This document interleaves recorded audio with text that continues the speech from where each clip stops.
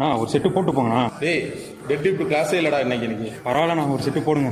சொன்னா கேட்க மாட்டீங்க, அகராதி பிடிச்சவங்கடா. Tripping is the highest when I fight my foes. Bip, I'ma hit him with this. You bout to get your ass kicked. My technique is so sick, I'm about to make the hit quick. Whole lot of muscle, you don't wanna be in a tussle. Better than me, that's rubble. You want trouble? What's up though?